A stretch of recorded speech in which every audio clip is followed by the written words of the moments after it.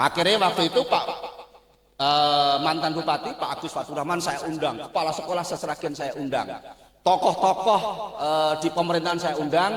Alhamdulillah akhirnya ayamnya rame. Dari motong 1 ekor, 2 ekor, 3 ekor, 10 ekor, 30 ekor. Alhamdulillah 2013 buka cabang yang kedua, dan sampai tahun 2017 Alhamdulillah sampai 50 cabang dan sehari motong 2000 ekor. Nah, gitu ceritanya. Sebelum materi, pokoknya cerita dok ya.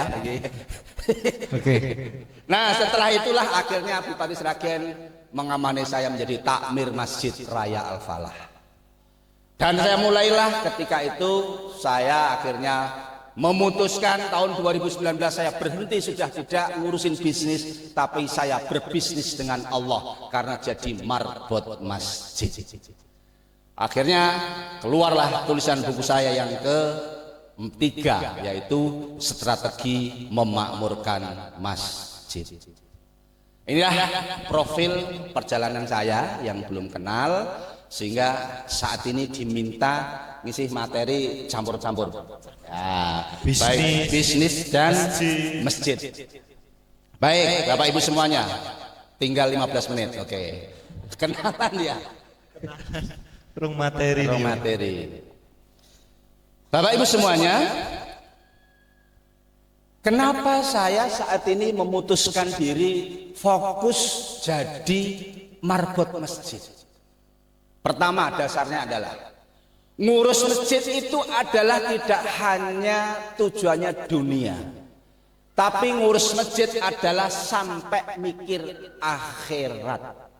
Kenapa? Dalam hadis Rasulullah disebutkan rajulun qalbuhu muta'alaqun bil masjid. 7 golongan yang besok di hari kiamat antara matahari sama kepala ini jaraknya hanya 1 mil, sehingga orang semuanya kepanasan. Tapi orang-orang yang senantiasa hatinya terpaut masjid, orang-orang yang senantiasa sholatnya 5 waktu di masjid bagi laki-laki, maka besok orang-orang tersebut mendapatkan naungan dari Allah, dari panasnya terik matahari. Mudah-mudahan semua yang ada di sini besok di Padang Mahsyar mendapatkan naungan dari Allah. Amin. Itu alasan saya pertama. Alasan yang kedua, kenapa saya saat ini fokus ngurus masjid? Di surat Al-Baqarah ayat 125, Allah menyampaikan bahwa tempat yang paling aman, tempat yang paling nyaman adalah masjid. Kisah ini nanti dibuka ya, surat Al-Baqarah Mas Lutfi. Sampai bagian Qur'ane. Oke. Hafal. Hafal. Iya, bunyinya. Wa id ja'alnal baita mathabatan linnasi wa amna. Dan pada saat itu dijadikan rumah Allah atau Ka'bah menjadi tempat kumpul dan tempat yang aman. Ini terjadi di Jepang ketika sahabatnya Ustadz Adi Hidayat di sana. Ketika ketemu temennya, itu ditanya, kamu mau kemana? Saya hari ini jadwalnya bunuh diri. Jadi di Jepang itu, menurut kabar itu negara yang bunuh dirinya paling banyak. Sehingga untuk bunuh diri dijadwal jamnya, lokasinya. Nanti Mang suka. Sampai seperti itu. Sampai seperti itu, saking banyaknya. Sehingga ketika ketemu, diajalah mampir, ayo ikut aku dulu. Kemana? Ke masjid. Diajalah ke masjid, baru sampai terasnya kayak gini, berarti di halamannya gini. Nunggu kiainya untuk konsultasi, ternyata masih nunggu. Ternyata temennya tersebut sepoi-sepoi angin di bawah pohon, akhirnya tertidur. Berarti apa? Terasnya baik, nyaman. Akhirnya temannya bilang, mohon maaf, hari ini saya menghalangi Anda bunuh diri. Nah, ditunda akhirnya. Karena waktunya sudah lewat, jadwalnya sudah lewat. Dan akhirnya bapak tersebut rajin ke masjid, karena di masjid menemukan kenyamanan. Coba cek bapak-bapak kalau Jumat, baru wudu, tahiyatul masjid, ngrungokne khotbah Jumat, kipas angene liyer-liyer, durung khotib turu kabeh. Innal hamdalillah. Ini saking nyaman ini masjid itu ya. Ini nyata di Al-Qur'an gitu ya. Terus yang kedua adalah kenapa alasan saya fokus di masjid? Tadi pertama hadis Rasulullah, kedua surat Al-Baqarah ayat 125, yang ketiga surat Al-Isra ayat 1. Ayo Ustaz Lutfi. Bismillahirrahmanirrahim. Subhanalladzi asra bi'abdihi laylan minal masjidil harami ilal masjidil aqsa alladzi barakna hawlahu linuriyahu min ayatina. Al-ayah. Nah, jadi menurut surat Al-Isra ayat pertama surat ke-17 bahwa Maha suci Allah Subhanalladzi asra bi abdi lailan minal masjidil haram ilal masjidil aqsa, bahwa Allah telah memperjalankan hambanya Rasulullah pada malam hari dari Masjidil Haram ilal Masjidil Aqsa adalah tempat yang kami berkahi. Jadi di antara masjid, minal masjid ilal masjid barokna kaulahu. Makanya di Al-Falah itu bapak-bapak jam 2 jam 3 itu sudah pada ke masjid. Saya tanya, Pak, jam segini kok sudah di masjid, Pak? Iya, kenapa? Al-Falah buka 24 jam. Lampunya terang semua, ada kopi jahe 24 jam. Dan saya di rumah sering diomeli bojo, mending di masjid daripada diomeli. Nah, gitu. Masjid ramah cekcok rumah tangga. Masjid ramah cekcok rumah tangga. Dan ini terjadi ketika seorang ibu-ibu tengkar sama suaminya, dan ibu-ibu itu akhirnya diusir sama suaminya, akhirnya cari Grab, tanya sama tukang Grab, saya bingung Pak sama suami saya, saat ini saya diusir. Itu orang Kalimantan, tinggalnya di Sragen. Sama Grab diarahkan, kira-kira tempat yang paling aman di mana Pak? Tinggal saja di Masjid Raya Al-Falah.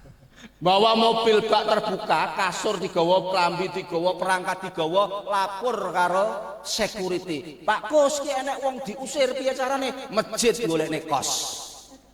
Dan akhirnya dikoskan di Mojo. Setelah pisah kurang lebih 3 bulan, Ustadz Lutfan turun tangan. Iki sopo, bojone sopo, kenapa kok do uring-uringan? Akhirnya dipertemukan dan akhirnya ketemu lagi, dan sekarang sudah balik ke rumah. Masjid menyelesaikan permasalahan rumah tangga. Jadi masjid tidak hanya untuk sholat, tapi masjid untuk memberikan ketenangan bagi jamaah. Maka Al-Falah memberikan kegiatan, salah satunya adalah masjid menjadikan biro konsultasi permasalahan keluarga dan biro konsultasi mustahil jomblo. Jadi ibu-ibu yang anaknya belum dapat jodoh, silahkan kirim CV, foto yang diharapkan suaminya seperti apa, kirim ke Masjid Raya Al-Falah. Boleh saya itu nih ya, termasuk Mas Lutfi ini juga sudah kita carikan jodoh. Mudah-mudahan sios dadi tiang kerja, amin ya.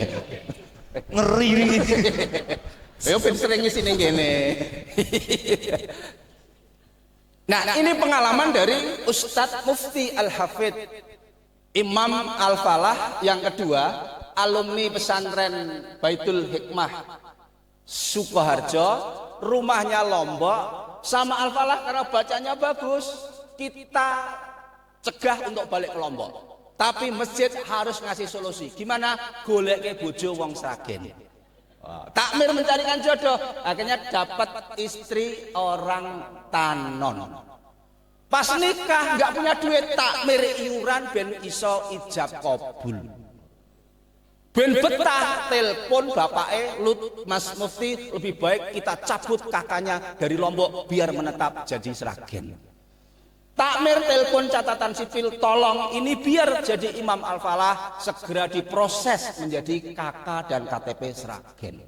Ben betah diumroh, ben ora kesel tukok ke motor, ben ayem wene omah. Itulah masjid menjadikan solusi permasalahan siapa yang berkhidmat ke masjid. Boleh tepuk tangan ke bawah. Gitu. Jadi takmir masjid jangan bangga nyimpen duit. Nah, Berarti cocok. jangan kok Protes karo takmire. Jadi kalau takmir masjid senengnya nyimpen duit, itu bukan uang takmir, itu uang jamaah. Dan jangan sampai takmir masjid menghambat orang masuk surga. kok bisa? Karena ada imajinasi, sing sedekah, sing zakat meninggal, mau masuk surga di stop sama malaikat. Stop, nggak boleh masuk surga. Kenapa? Duitmu masih disemen sama takmir masjid. Orang dadi amal jariah. Orang jadi amal jariah. Ngeri ini. Ini bahaya, makanya takmir masjid kok duitnya ndang di Entek. itu amal sosial. Dan takmir masjid jangan hanya uang infak, hanya untuk bangun fisik. Menara, keramik, pagar, Pintu, jendela, keramik bar diganti meneh. Biasanya kalau begitu, biasanya bukan pemakmur masjid, tapi ini adalah pemborong yang jadi takmir masjid. Karena isone bangun. Rasulullah bangun Masjid Nabawi itu dari bertahap. Dari bangunan 30 kali 30. Atapnya hanya sop pertama. Dan saat ini menjadi peradaban dunia karena apa? Bangun akhlak, bangun kejujuran, bangun orang-orang luar biasa. Jadi jangan langsung hanya fokus bangun fisik. Maka bahasanya adalah masjid bukan beton, bukan besi, masjid fungsi dan kontribusi. Fungsinya apa? Maka di Al-Falah siapa yang kelaparan lapor masjid kasih beras. Orang iso lunga, orang iso mulih. Umpamanya orang kehilangan dompet, kehilangan uangnya, lapor ke Al-Falah, belikan tiket bis. Bahkan kita belikan tiket pesawat waktu orang Sulawesi. Makanya kepolisian Sragen sudah tahu kalau ada orang kecopetan diserahkannya ke Masjid Raya Al-Falah. Iya benar. Solusi. Pemerintah sampai bingung. Iya. Orang sakit nggak punya duit, lapor Al-Falah, bayari. Ya Pak siapa itu? Bandi. Pak Bandi. Itu sudah tidur di Al-Falah hampir 2 tahun. Karena setelah kita antarkan pulang, di rumah nggak betah, nggak cocok sama keluarganya, cocok neng masjid Al-Falah. Maka Al-Falah ngasuh orang-orang yang nggak keurus di rumahnya. Iya. Kemarin orang Tangerang jalan kaki dari Tangerang karena diusir sama ibunya. Siapa namanya tuh? Mas, lupa Pak. Ditemukan jamaah Al-Falah di daerah Sambung Macan kelaparan, antara kulit sama tanah nggak ada bedanya karena nggak pernah mandi. Dituntun, ketemu sama saya, matanya lemes, badannya lemes, terus akhirnya saya telepon, sini tatoan. Udah taruh belakang, belikan sabun, belikan sampo, dimandikan, ben seger, tukok nih baju, diopeni. Seger sumringah, pokoknya sedino mangane ping 4 atau ping 5 bendang pulih. Saya itu niki keamanan tulung, iki kudu makme bendang pulih soalnya kekurangan gizi. Akhirnya ibunya saya hubungin, ternyata ini anaknya. Memang kenapa? Jadi ini apakah anaknya ibu? Bunda EM namanya. Bunda EM, apakah benar ini anaknya? Memang kenapa? Gitu. Lah wong anak itu. Ya aku ora ngerti aku. Piye dhisik wong iki jan. Ya wis tak openi. Bar semandang seger tak laporke. Alhamdulillah putrane jenengan sakniki bajune pun apik, wis wangi, wis seger. Alhamdulillah nyuwun tulung nggih diopeni. Wah. Yo. Ramadan kemarin akhirnya saya minta pulang, kita kasih uang saku, dan sekarang akhirnya sudah bekerja di perusahaan. Masjid ramah manusia. Ibu-ibu sing barangkali anaknya rada. takmir masjid malah ngancam jamaah. Langsung ana tulisan dilarang tidur di masjid. Ha tidak ngancam. Lah masjid kok digembok. Nah, ini masjid ini milik Allah untuk manusia siapapun. Maka Al-Falah memberikan pelayanan 24 jam. Ya, ini gambaran saya mengelola masjid, kenapa saat ini menjadi masjid percontohan nasional. Nah, sehingga ketika saya perjalanan ini satu persatu akhirnya orang banyak yang konsultasi sama saya. Contoh Pak Yasam, Pak Sailai, itu punya utang 1,9 miliar, dididik sama Al-Falah. Dalam kurun waktu 3 bulan bisa membayar utang 300 juta. Punya usaha kolam renang, pinjem bank 1,9 miliar. Pas selesai bangun langsung COVID. Akhirnya gak enek sing renang. Bank kudu dibayar. Sak bendina ditagih kalih tukang bank. Ini hanya satu bank, belum pinjem ke temennya, ada sekitar 30 orang. Jadi sambrino isine meng ditagih utang. Bingung, stres, hampir cerai sama istrinya. 2 tahun cari guru untuk bagaimana menasehati membayar utang. Enggak ketemu. Akhirnya ketemulah sama saya. Pagi-pagi saya briefing, saya tanya, Pak Yasam punya duit? Mana susah, takoni duit. Oh iya ora apa-apa. Saya nesu soalnya kakean utang. Jadi enek wong kakean utangnya enek yang nesu. Emosi. Ada yang mau bunuh diri. Iya, ya, ada yang mau bunuh diri. Itu orang Sragen Selatan. Utangnya 160 juta. Cuman 160. Iya, pinjol. Oh, pinjol. Beli tambang ke toko komplit Sragen seperti tambang untuk sapi. Karena badannya kelemon wis digantung neng blandar, ndelalae pedot. Terus tak omongi sesuk nek bunuh diri badannya rodok kuru dhisik. Lagi gantung mengko kan gak pedot. Lah awakmu utang meng 100 kok bunuh diri kanca iki 8 miliar ora bunuh diri. Nek iso utange digedhekke, awake dicilekke lagi bunuh diri. Nah, ini teknik ya. Masya Allah, akhirnya masjid ambil langkah, istrinya sama Ustadz Lutan dicarikan pekerjaan tukang jahit.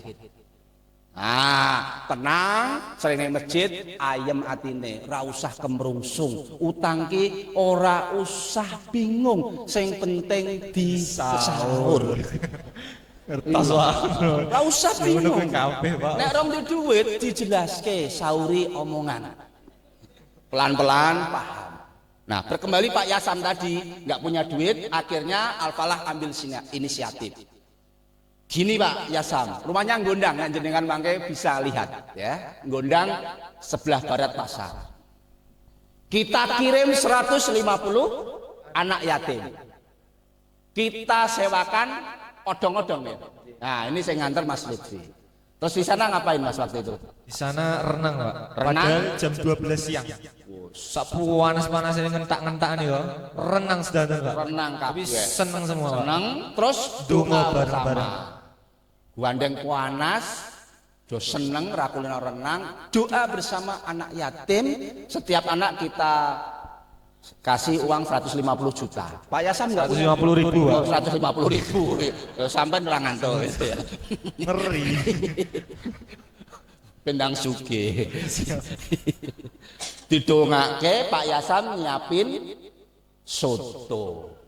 Allah akhirnya membuat perubahan. Laporan ke saya setelah didoakan anak yatim, ternyata kolam renangnya mulai ada pengunjung.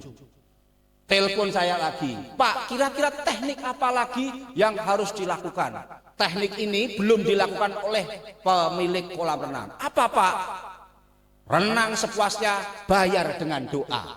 Weh. Piye carane Pak? Mlebu ning ruang area renang maca donga sik. Ya Allah, Pak Yasam, muga-muga utange cepet lunas. Amin. Boleh renang. Ah. Jenengan nek badhe mengke mriko mang donga mawon langsung ken mlebet. akhirnya viral. Dari mana-mana renang semua. Laporan ke saya sampai nggak sempat nguras kolam renangnya. Bahwa kolam renangnya butek kayak wong bar tandur. Terus akhirnya saya kan dilaporin 3 bulan bayar hutang 300 juta. Piye carane? Saya datang ke sana sama Arvitas Ganidono. Pripun niki ceritane kok iso bayar utang? Telung sasi, 300 yuto. Tadinya untuk nyantunin anak yatim aja nggak bisa. Setelah saya viralkan Pak, wong renang kabeh, aku dodol pop mie. Nah 4 hari laku 300 box. 1 box isi 12, berarti 3 hari itu akhirnya terjual 3.600 piece. Satu piece-nya untungnya 6.000. Blonjone Rp4.000 didole 10.000. Berarti 6.000 ping 3.600 21 juta. Dari pop mie, bojone kreatif, gawe lontong, gawe bakwan, gawe tempe, gawe soto. Wakilnya ramai semua, renangnya gratis, kabeh do mangan lontong, pop mie dan sebagainya. Akhirnya utangnya cepet lunas. Saya sendiri aja juga nggak masuk di pikiran saya. Hanya minta kok reko-reko saja. Minta kon coba-coba saja. Ternyata setelah saya pelajari dan dalami, ternyata doa anak yatim itu tidak ada hijab lagi, langsung tembus langit. Maka Bapak Ibu sing di masalah, biasakan membahagiakan dan memberikan hadiah pada anak yatim. Di buku Marketing Langit ini juga saya kisahkan ada 4 orang yang menjalankan model anak yatim, yaitu Mas Taufik Nugroho. Apa yang dilakukan?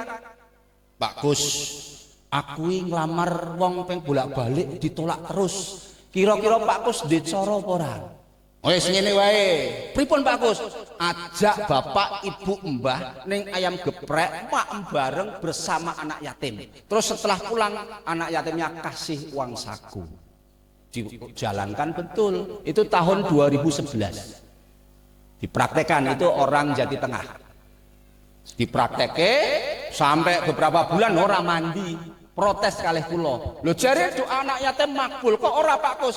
Lah sing mbok share sapa? Anake tokoh nasional. Bocah ning ngendi? S2 Australia. Lah lemu nyantuni anak yatim pira? 20.000. Wong nasional S2 20.000 ora mandi. Nah, itu. Baleni ya. Saya tulis betul ini. Nah, carian. Nah. Akhirnya terus piye? Baleni ora kabul. Iki larang kaya ngono kuwi aku. Baleni meneh pas poso mbae dikumpulke, dia datang, saya datang, akhirnya Masya Allah 50-an anak yatim doa bersama di bulan puasa. Pinten Pak?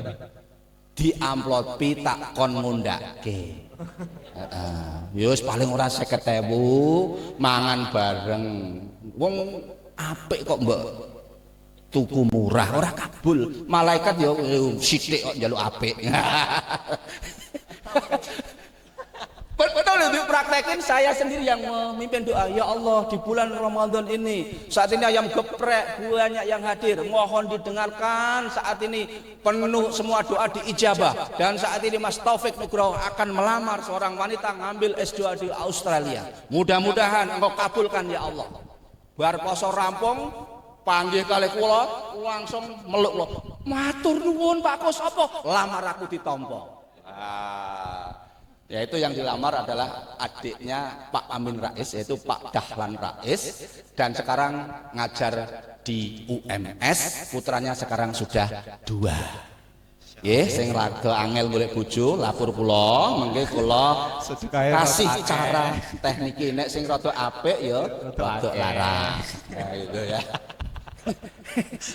Ini di buku Marketing Langit halaman 54. Ya ini. Cepat ketemu jodoh dengan sedekah. Ini kisah nyata. Ini anak saya datang itu Mas Dava, angkat tangan Dava. Nah, itu anak saya. Ketika kelas SD, tiba-tiba Dava ini sakit. Jalannya merangkak, makan muntah, ke toilet merangkak. Akhirnya saya bawa ke rumah sakit Yarsis. Di-scan otaknya, dikasih pasang kabel-kabel itu. Waktu itu langsung dokter Prof. Rusdi dari Indranggu bilang, dulu lahirnya Dava sungsang ya? Istri saya bilang, iya, ini kena sarafnya. Akhirnya berobatlah 2 tahun tanpa putus obat. Karena saya tahu teknik dasarnya sedekah, akhirnya saya mencoba untuk sedekah brutal. Waktu itu saya belum punya motor, belum punya sepeda federal. Saya ke pasar Bunder beli beras 50 kilo.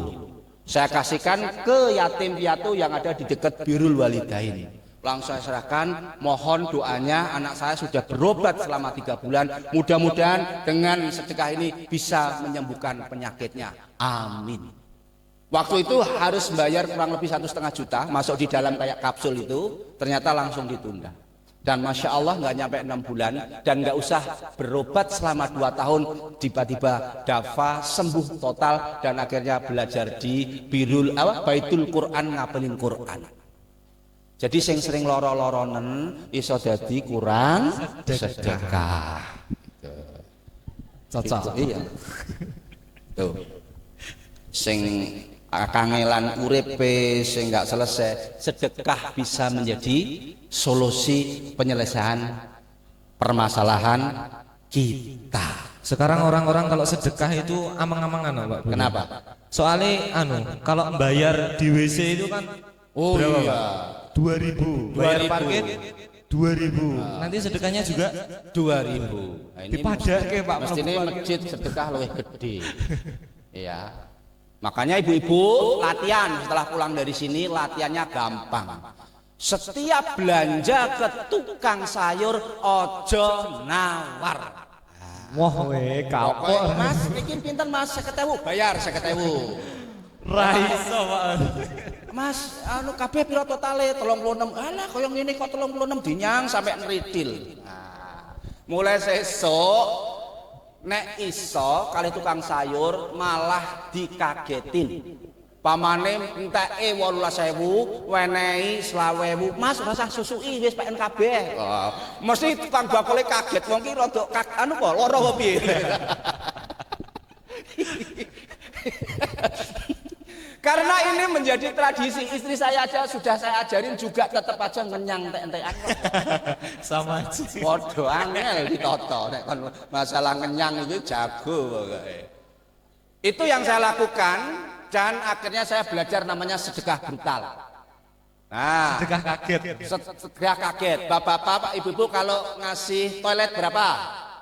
2.000. Parkir 2.000. Masjid 2.000. Berarti mulai sesok dirubah ke sini minimal bawa ulang 5.000, 10.000. Supaya apa? Kaget. Maka rumus saya di buku saya, jangan berharap rezeki kaget dari Allah kalau kita tidak pernah ngagetin orang lain. Sering ngagetin orang lain, Allah akan sering ngagetin kita. Kaget, duit tuh kayak wingi rong tak entuk meneh gitu. Niki saestu. Nah, ini pengalaman itu ya. Nah, kemarin saya itu tahu ya, kemarin buku laku hampir 100 box. Itu apa yang amalan saya lakukan? Ngagetin. Aku sedekah kok akeh men dinoki gitu. Aku dhewe kaget gitu loh. Akhirnya Masya Allah buku laku 100 box kemarin. Lebih ya. Hampir 150-an buku kemarin itu. Artinya apa? Coba praktekkan. Nah, ibu-ibu juga sama. Mbah-mbah sing wing sepuh terusan ketoke barangnya ra laku-laku, malah aja terus dihindari, tuku diborong. Pamane pisange wis rada bosok-bosok dituku. Nyenengke. Ya juga kaget, Pak. Kaget tenanan jendul. Kaget aku, mesti kok dapat rezeki kaget. Lah mbah-mbah wis tuwek, Pak, malah kebablas. Saya tuh pernah ngagetin ke tukang parkir itu 100.000. Wong bingung, ini tenan ora wong iki gitu ya. Kan kaget dia. Ini latihan, ini di buku Zona Ikhlas. Muridnya Pak Budi Chandra mau terbang ke Kalimantan, ke tukang toilet itu dikasih 500.000 3 orang. Biasanya meng 2.000 kok diwenehi 500.000. Baru kali ini penjaga toilet dikasih 500.000. Maka akhirnya minta doa. Bapak, ini kok banyak banget untuk apa? Saya mau tender di Kalimantan, mohon doanya. Saya lagi safar, maka saya hari ini sedekah kaget. Kaget diri saya dan kaget yang nerima. Masya Allah, di buku tersebut dikisahkan akhirnya bapak tersebut menang tender di atas 50 miliar. Mang padosi bukunya di Gramedia namanya Zona Ikhlas.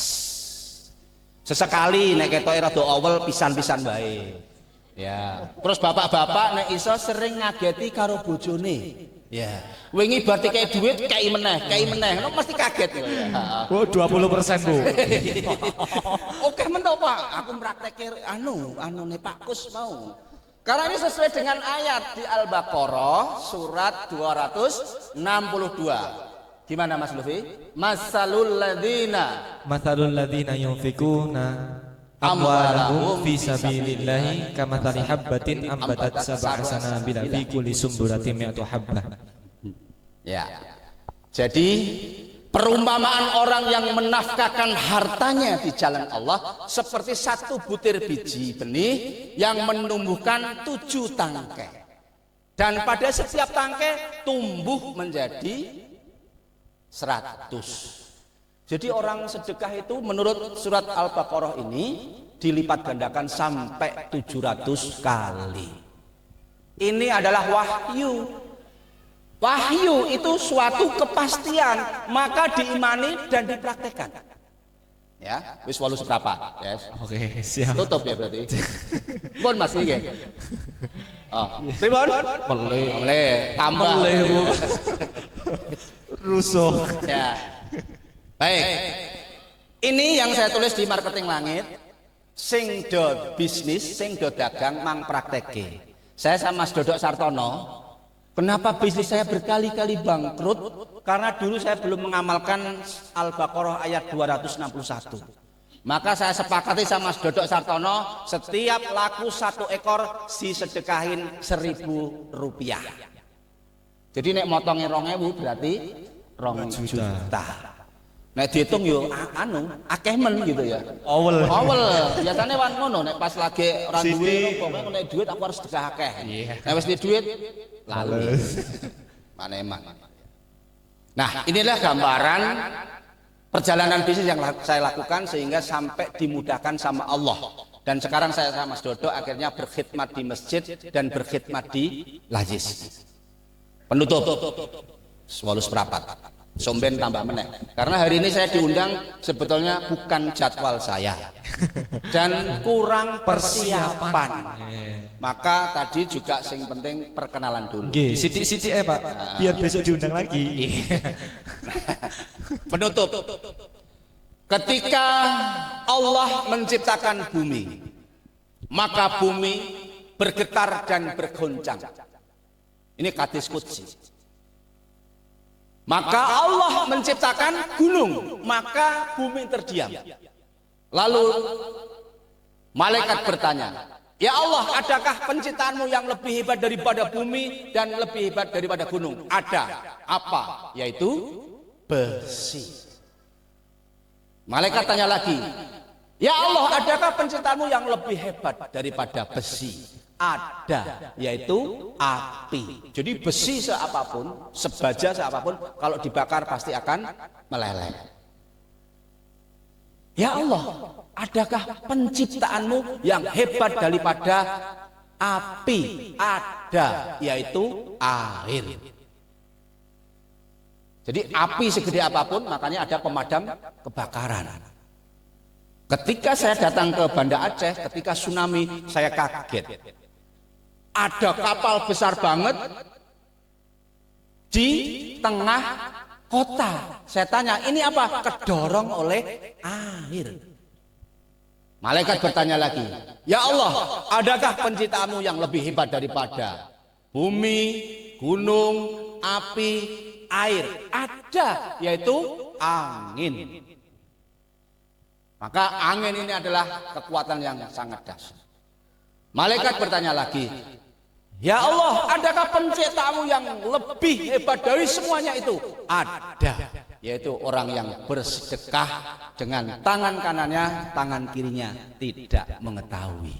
Nanti dibuka di internet ada, ini hadis qudsi.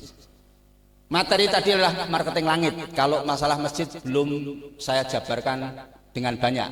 Tadi hanya bagian ru'yah sedikit, yaitu ru'yah takmir masjid dan saldone dintekke. Nah, itu tadi ya. Besok dikumpulkan Besok kumpul ke takmir masjid di ru'yah meneh. Nah, sehingga dari hadis qudsi tersebut dahsyatnya manusia dan dahsyatnya orang yang bersedekah.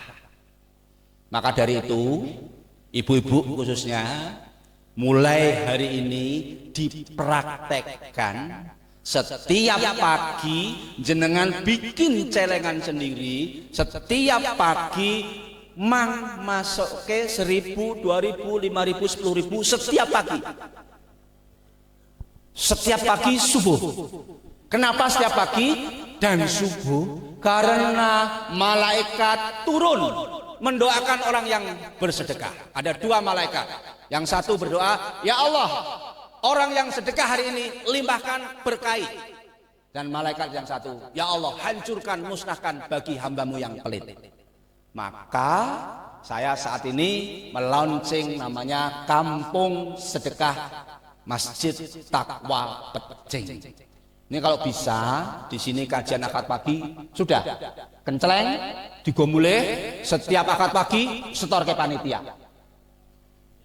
Nah, ini kan berapa? 1.000 orang. Kalau masing-masing 1.000 rupiah berarti seminggu 7.000. 7.000 ping 1.000 berarti 7 juta. Dari infak kenceleng saja. Panitia menyiapkan kenceleng. Di Al-Falah juga begitu. Ini adalah untuk menerjemahkan, meyakinin bahwa malaikat turun setiap pagi. Maka di Al-Falah ada amalannya namanya inspiring. Infak pagi-pagi dan sering-sering. Nah. Itu. Ya. Jadi ada 5 amalan. Yang satu, birrul walidain. Sing masalahe akeh. Sing rumah tanggane enggak harmonis, mulai dino iki yen ndek masalah kalih wong tuane segera minta ampun dan minta maaf dan gawake kesenangane wong tua. Senengane buah tukone buah, senengane ayam goreng tukone geprek. Nah, gitu ya. Promosi. Ora. Lah nek senengane ayam ya 20%. Nah, sing senengane nopo pokoke orang tuanya senengkan dan bahagiakan. Namanya birrul walidain. Yang kedua, baca Quran minimal 1 hari 10 ayat. Maka di Al-Falah namanya one day one juz, sehari 1 juz. Dan ini istri saya juga sudah ngamalkan, mungkin lebih dari 10 tahun sehari ngaji 1 juz. Makanya saya sampaikan, ma, ki rezekiku jane dudu rezekiku, rezekine mama mung lewat saka aku. Dikekke seneng mesti ku ngajine luwe akeh. Nah, dikek duit gitu. Baca Quran untuk bapak-bapak ini. Ya, bapak-bapak ya. Ketiga, STW, sholat tepat waktu. Nanti kapan-kapan diuraikan. Ini di buku saya yang ke-4. OTW dalam penulisan Live Muslim Revolution. Siapa-siapa yang punya masalah ngamalkan ini, insya Allah selesai masalahnya. Ini berdasarkan Quran dan hadis. Yang keempat, inspiring, infak pagi dan sering-sering. Birrul walidain, maca Quran, sholat tepat waktu, inspiring. Yang kelima, makan yang halal. Artinya halal proses motongnya. Maka Al-Falah ayam geprek sudah punya sertifikat halal. Sehingga lebih baik cari yang jelas, belanja di ayam geprek. Promosi. Kita tenan. Oh, tenan. Ini ngarahke kok. Oh, sip. Gitu ya. 5 hal ini praktekan. Sesuk dipraktekke ojo nawar nek blonjo. Siap? Saged, Bu. Angkat tangan semuanya, angkat tangan. Yo, semangat. Penutup. Sebelah kanannya. Saudaraku. Sing semangat. Saudaraku. Sing semangat. Saudaraku, mulai hari ini saya akan mengamalkan inspiring. Infak pagi sering-sering. Insya Allah mulai besok sedekah Rp1.000. Oke, janji lo ya. Neng masjid mana? Neng masjid mana ya? Mantap. Insya Allah ya. Nggak abot Rp1.000 prakteke. Suami istri berarti 2.000. Duitnya kelumpuke mengke setorke teng masjid. Nah, nek pengen cespleng meneh, sing ketoke ruwet masalahe utangnya kegedean, golek masjid bayari rekening listrike masjid. Ki endi sing bayari rasa omong karo takmire, foto bayari. Ini adalah amalan teman-teman saya. Ini cespleng, terangi rekening terangi listrik masjid, insya Allah hidup kita diterangi sama Allah. Wes, ngeri. Pokoknya praktek amal. Matur suwun, mudah-mudahan sedikit ini sudah melewatin, bisa memberikan inspirasi dan semangat kita semua. Nanti bila ada yang memerlukan buku, nanti ada di sana untuk dikasihkan hadiah atau untuk dibaca tentang bisnis dan kemakmuran masjid. Pangapunten menawi wonten lepat atur, mugi-mugi Bapak Ibu semuanya istiqomah dalam kebaikan. Amin. Semuanya diberikan kesehatan sama Allah. Amin. Semuanya dikasih hati yang tenang. Amin. Hidup bahagia. Amin. Rezeki berkah. Amin. Istiqomah sampai jannah. Amin. Assalamualaikum warahmatullahi wabarakatuh. Waalaikumsalam warahmatullahi wabarakatuh. Boleh tepuk tangan ibu-ibu bapak-bapak. Nggak perlu belanjak dulu sebentar. Masya Allah, di akhir acara ini saya menyampaikan. Nah ini karena akhir acara jadi promosi ini. Wah. Ini beliau tadi menyampaikan materi tentang sedikit strategi memakmurkan masjid. Nah, apa yang beliau sampaikan alhamdulillah sudah ditulis beliau di buku beliau Strategi Memakmurkan Masjid, dan insya Allah di depan sudah ada stand. Nanti kalau bapak-bapak bisa menuju ke Mas Dava itu Pak, Strategi Memakmurkan Masjid, harganya ini biasanya Rp150.000. Alhamdulillah ini ada diskon Mas, nanti di sini di diskon aja. Satu bukunya harganya Rp100.000 Pak. Monggo nanti cepet-cepetan saja. Ini di depan sudah ada Mas Dava. Nah kalau kisah-kisah inspiratif dan menarik tadi, itu tadi ada di buku Marketing Langit. Nah ini 17 tahun beliau pengalaman ngurusi bisnis, gulung komeng dan lain sebagainya, beliau tuliskan di sini semua. Monggo ini juga harganya baru promo Rp100.000. Nanti bisa diambil di Mas Dava di depan stand. Nanti ibu-ibu bisa merapat ke sana kalau seandainya mau. Seperti itu, matur nuwun, jazakumullah khairal jaza. Irian Cendrawasih, cukup sekian dan terima kasih. Kayu papan bunga setanggi, kapan-kapan kita sambung lagi. Pisau arit memotong duri, mohon pamit undur diri. Jazakumullah khairal jaza. Wassalamualaikum warahmatullahi wabarakatuh.